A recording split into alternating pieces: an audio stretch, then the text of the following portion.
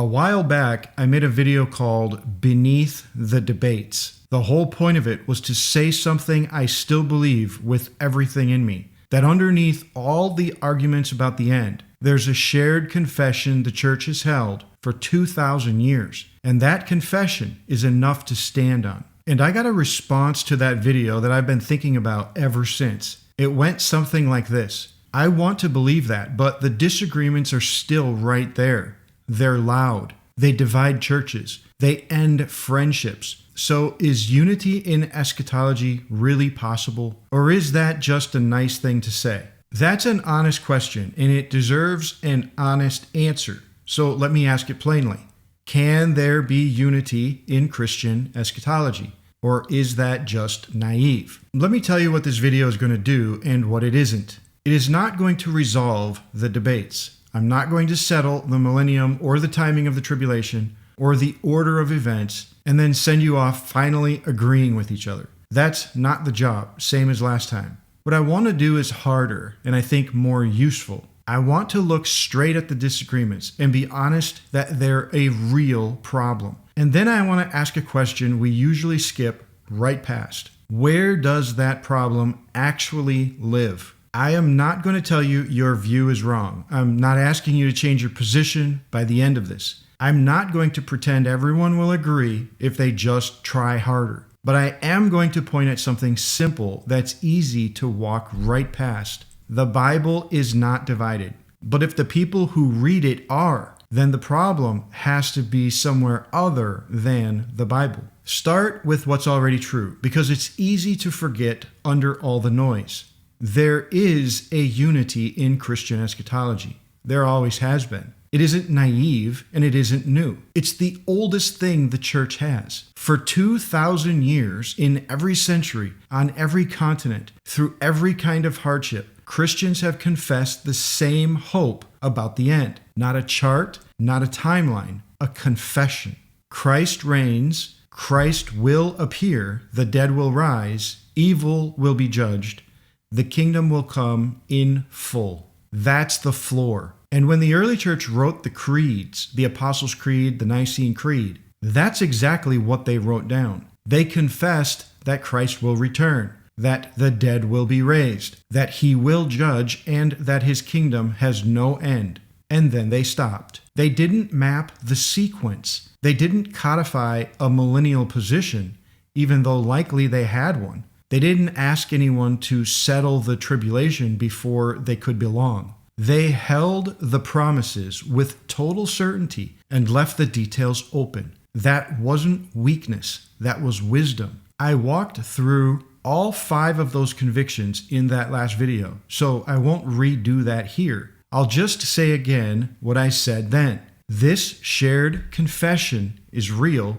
and it is enough. So here is the honest part. If the agreement underneath is that deep and that old and that secure, then why does eschatology so often feel like the most divided room in the whole church? Because it does. Let's not pretend otherwise. People split over it. They sort into camps. They start wearing a position like a jersey.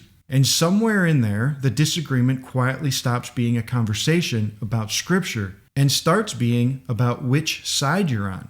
I want to be careful here because disagreement by itself isn't the problem. Believers have wrestled with these hard texts in good faith for centuries. That's not a failure. That's love for the Bible. The problem shows up at one specific point, when our conclusions about the details get treated as if they were the boundary line of the faith itself. When that happens, the church starts to fracture over questions the creeds never once required anyone to settle. That's a real problem, and it should bother us. But here's the thing that should stop us cold. Look at what's actually dividing. It isn't the Bible. The Bible is one book, one story running from the first page to the last, one voice. It doesn't contradict itself about the end. It doesn't split into camps. We do.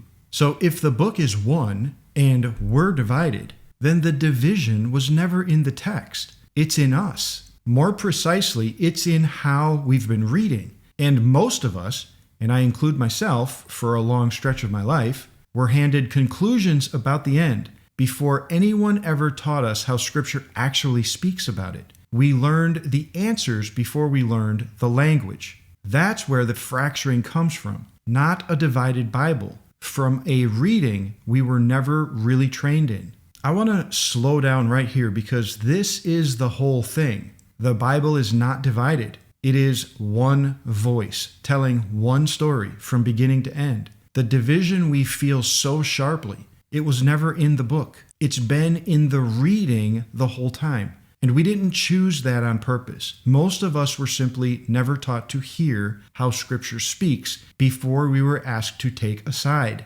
That should land as good news, because a divided Bible would be a problem we could never fix. A reading we were never taught, that's something a person can actually learn. So what do you do with that? Two things, I think. The first is about how you hold other believers. The next time you're across the table from someone who lands somewhere different than you do on the end, you can hold your own conviction, hold it firmly, and still see them clearly. You're not enemies. You're two people reading the same undivided book who were probably handed different assumptions about how to read it. That recognition doesn't make you wishy-washy, it makes you honest. The second is about you. If the problem is in the reading, then there's something genuinely hopeful in front of you, a door anyone can walk through. You can go back before the conclusions and pick up a slower, more careful reading of how Scripture speaks when it talks about the end, the imagery, the patterns, the prophetic voice it has been using all along. That's not a more advanced argument. It's a more basic one, and it's the one almost none of us were ever taught. Let me clear up two things before I land this. I'm not saying your convictions don't matter or that careful study is a waste. Just the opposite. Studying Scripture deeply for years with everything you've got, that's a faithful thing to do. What I'm saying is that the foundation of our unity was never on our agreement on the details. It's the shared confession, and that's secure no matter where your study lands you. Learning to read better doesn't put that at risk. It serves it. And the other thing, I'm not standing here telling you I've solved this or that if everyone just reads my book, we'll all finally agree. That's not the claim, and it would be a foolish one. I'm pointing at where the trouble actually starts. That's all. What you do from there is between you and the text. So back to the question. Can there be unity in eschatology? Is it naive to even hope for it? If you go to my website, the first words you'll see are these: toward a unifying biblical eschatology. Toward.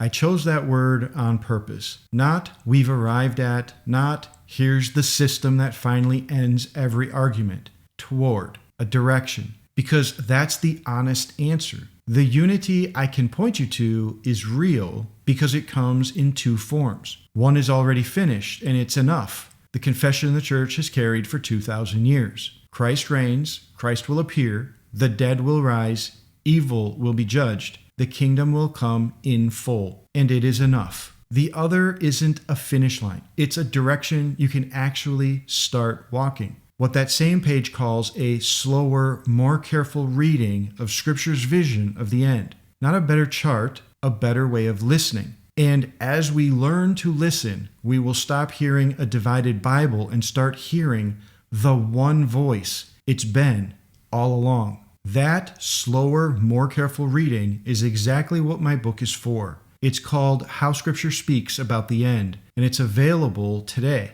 If the weight of the division has worn on you, that's where I'd start. The link is in the description, and the newsletter sign up is right there on the same page. 1 email a week. So no, it is not naive to hope. Rest the hope on the right thing, the one the whole church has always confessed together, and then keep reading toward the rest, slowly, carefully, with ears to hear. I'll see you next time.